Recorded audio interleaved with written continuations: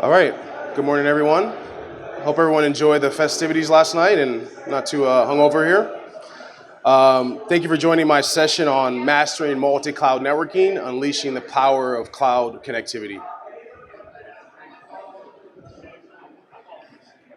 So working? Oh. So just a brief look at the agenda. We'll start out with a brief introduction. I'll define what multi-cloud is from a VMware cloud perspective. Talk about multi-cloud networking, some of the challenges and common design patterns you can leverage to unleash multi-cloud networking. Just a brief intro about myself. My name is Justin Brandon. I'm a multi-cloud solutions architect at the Worldwide Multi-Cloud Architecture Group. I've been at VMware for about 2 years now, helping one of our largest GSI partners implement their go-to-market multi-cloud strategy. I have over 12 years experience in IT industry, focusing on cloud networking design and implementation around VMware clouds. In addition to that, I also focus on Tanzu portfolio from multi-cloud perspective. I live in Southern California with my wife and my dog, Luna. So just to level set, define, multi-cloud, we can all agree multi-cloud is accelerating. Not only is it accelerating on the infrastructure space, but also on every aspect of the IT lifecycle area, including applications. Organizations are looking to modernize traditional applications to a more cloud-native architecture.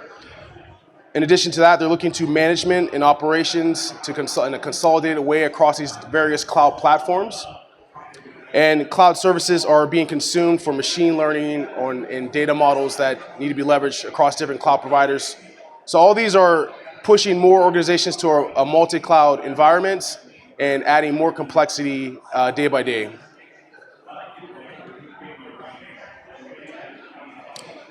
And again, just from a high-level view, so what exactly does multi-cloud mean? So typically we see from our experience with customers on the right, you have your core enterprise applications that exist in a private cloud. Then you have some that exist in AWS, of course, your customer-facing applications. You might have some cloud-based applications in Azure, some other stuff in Equinox. So everything's spread across these different cloud environments. And typically what we see is customers not operating at a very cloud-smart approach. They're looking to sprawl into these clouds as needed and not looking at it in a very cloud-smart strategic approach. So at VMware, we like to say, interoperability is key, like having that same model and same UI across the different cloud environments enables a truly seamless multi-cloud integration, enabling more agility and more resiliency across the multi-cloud. So now that we kind of defined, what multi-cloud is from an infrastructure piece, let's talk about how can we enable, what exactly is multi-cloud networking from a VMware cloud perspective, and what does it mean? So first, starting out, what is multi-cloud networking? You can see on the left-hand side, we have traditional enterprise networking stack that we're all kind of used to. Typically, those are configured via CLI or GUI typically, or API tools, depending on how you want to push out the configuration. And you compare that to cloud networking, you're looking at limited options for configuration. Typically, stuff is done via the GUI. They have some APIs particularly, and then some CLI options as well. And then, enterprise as well, there's an array of options for enabling networking services, whether it's virtual, physical, and it could be a combination of many of those together. When you compare that to cloud networking, everything is virtualized essentially. So you have limited options on that aspect. In addition to that, there's routing protocols. There's more robust routing protocols compared to on-prem environments. There's limited options in the cloud networking. So with all that being said, it's hard to translate your infrastructure on-prem to the cloud. It's rarely one for one. You can't translate all the services, and organizations rarely can do that.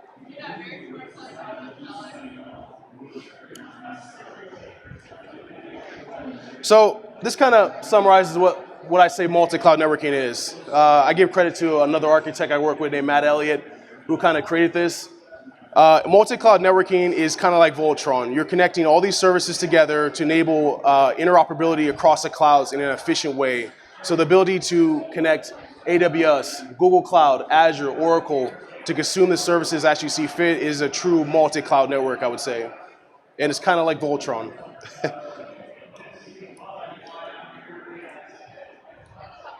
So now we're going to kind of look at some of the actual challenges with multi-cloud networking. So, I mean, multi-cloud networking is hard. I mean, enabling communication across the different cloud providers is not easy. It's very challenging. So what are some of the challenges?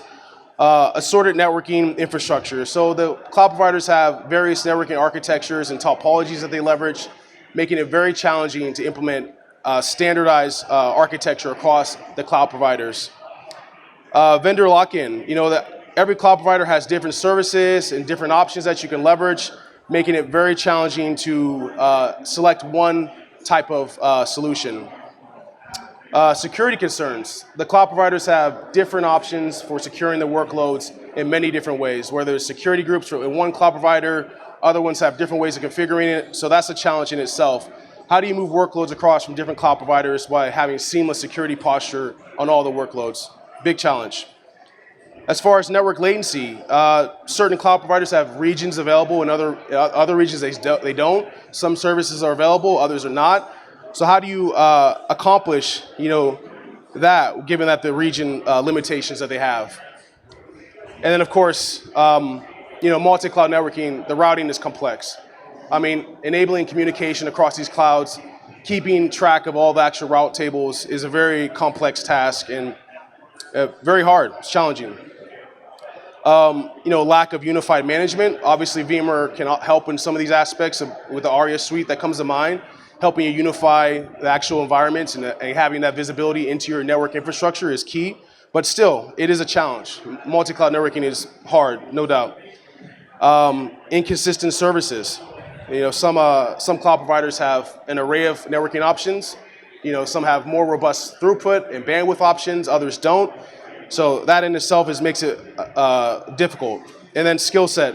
Skill sets vary from cloud to cloud. Everyone has their favorite cloud they like using. Some like Google, a lot of networking people here are sure you like Google, others don't. So that in itself is a challenge. How do you design your multi-cloud network to accomplish what your organization wants, given that all these hard challenges are in place? So, given that, I outlined how hard it is to implement multi-cloud, so why would you go about doing it? Why would you enable multi-cloud networking for your organization? What's the benefit? And this kind of summarizes it. So why multi-cloud networking? You can see on the top there, we have, you have a full mesh communication across your various cloud environments. And so what does that unlock? So starting from the left, from a VMware perspective, the interoperability and communication across the clouds enables your modern application platform. Having the ability to deploy Tanzu Kubernetes Grid workloads to various cloud environments and having the connectivity to consume those services on what cloud you want to is very powerful. And it reduces costs and increases flexibility, having the ability to leverage what cloud you want. In addition to that, all the VMware clouds are deployed with our software-defined networking stack, NSXT, allowing you to seamlessly migrate your security policies across various cloud providers as you see fit, and enabling more agile and secure environment, so alleviating that security pain point that I pointed out in the earlier slide. Obviously, you have faster deployment of networks. NSX is our software-defined networking stack. All the VMware clouds come with that out of the box, de facto. And you can enable software-defined networking options with that via the API or just standing up layer 2 segments on demand as you see fit and extending those into the various cloud endpoints as you need it. So you have a highly scalable, reliable network once you unleash the multi-cloud connectivity. And then access from anywhere. Obviously, you have this full mesh connectivity to various cloud provider endpoints, allowing you to access services where you see fit and where your organization works best for the users. Okay, so now I kind of sold you on multi-cloud networking, hopefully, and so you want to go forth and what are the options to enable a multi-cloud network? So at a high level, a very basic level, you want to create connectivity to your a multi-cloud. You can just stand up a simple IPsec VPN. Okay. Wow. So with that said, it's just over the internet. You have just standard IPsec VPN. Some of the cons are secure. Obviously, if organizations need security is a key, but there is a performance hit. Obviously, you're encrypting over that tunnel. The next option is Layer 2 VPN. Layer 2 VPN is a great option for migrations. You want to maintain the IP mobility across these migrations. You can leverage extension of Layer 2 VPN, but I will say be cautious about that. Layer 2 VPNs are a temporary thing, I say, for migrations. I would bring it down once you're done. And again, IP mobility is the main use case for this. And but there is some performance hit. NSX, HCX are the products that we offer that can help you accomplish this. Oh, okay. Yeah, I was confused. All right. All right, awesome. So I got more time. All right. So we also have software-defined networking. I'm sorry, SD-WAN. I apologize. SD-WAN, of course. So SD-WAN, some of the things you have is, obviously it's flexible, cost savings. You're using the internet to create this mesh to these different cloud environments. So very cost effective in that aspect.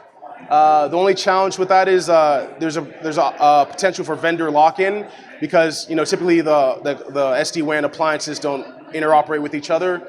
For example, vCloud or whatever option you're using, just know that there is some kind of vendor lock-in there potentially.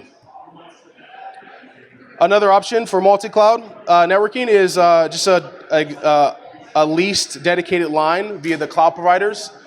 Each one has their own style and terminology for it. Interconnect, direct connect, those are the options. Obviously, this is high bandwidth, low latency connection directly into the cloud. I mean, if you wanted to, you can purchase these and connect all your different cloud connectivity options. Some of the problems with this is obviously it's expensive for clients that have budget constraints and costs. It is expensive, obviously. And you get a dedicated circuit, and it requires an edge device that you can terminate to. Some of the ones we offer, obviously you can use NSX, you can terminate there. And the one I want to focus on that we leverage in our multi-cloud environment is a newer option. There's a lot of as a service acronyms out there, and of course there's one for network. So networking as a service. So this is what we use for our internal cloud environment, and you can think of the providers such as Megaport or Equinix that provide connectivity to the cloud providers. You just need to have a cross connect into their actual infrastructure, and then they have a connectivity into the cloud providers. The benefit with this is high bandwidth, low latency connection, easy manageability, configuration via the Megaport GUI, in this case is what we use to add connectivity into the cloud providers. It is expensive, is the only challenge for that one. It is the cost and then the availability. You have to have a co-location where your infrastructure resides so you can connect into their actual services. So that's that. And I wanted to kind of show a nice reference architecture that one of our teammates made. This kind of walks you through, and I'll share a link at the end on how you guys can access this and build out your own multi-cloud network. So this is what we have in our internal lab environment. We call it the multi-cloud universe internally, and it has a full mesh connectivity to our on-prem environment.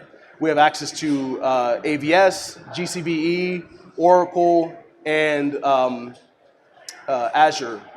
I'm sorry, VMC. So we have full connectivity. We're leveraging all the hosted connections. So we're leveraging Direct Connect, Interconnect on Google, and we have full, like I said, full mesh established across these environments, enabling full workload mobility. So we can have one application in one environment. We can easily move it to Google, consume those services, move it to another. So it's very powerful. So.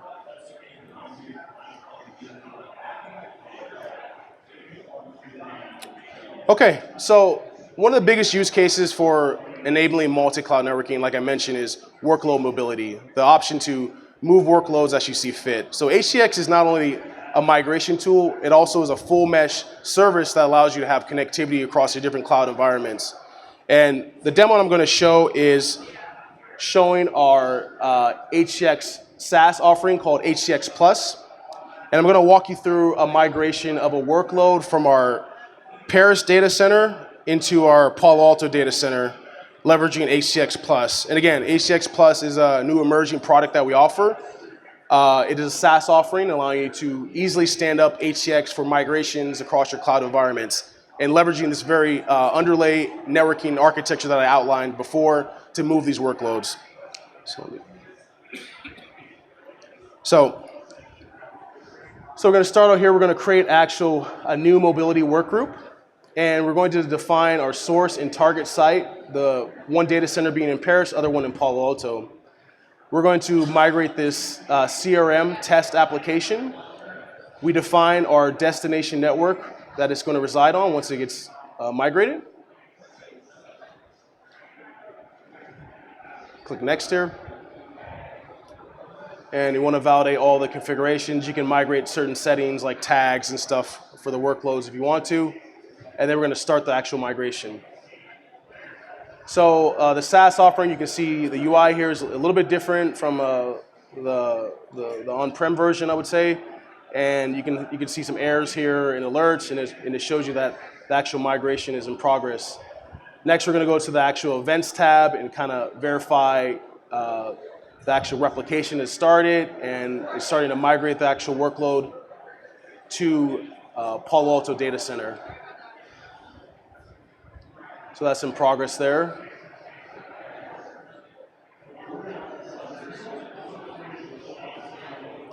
Just going to work through that. I think I'm going to speed this up a little bit. Okay, so now it's at 41%. And then we can kind of refresh here and verify that it's the switchover has started. Okay. So validate the migration. It's going to work through the migration still. Super easy. And again, a lot simpler than the on-prem version. It's all managed for you. Okay, so now we're going to validate the actual migration is completed. So we're going to go log into the actual Paris vCenter. And we're going to validate that CRM application is moved. And then we're going to log into the actual Palo Alto data center after this. So we're looking at Paris right here. So that VM's gone. Okay, now we're in the actual Palo Alto, and there the VM is now in Sorry, this is Paris. It's still in Paris. Validating that.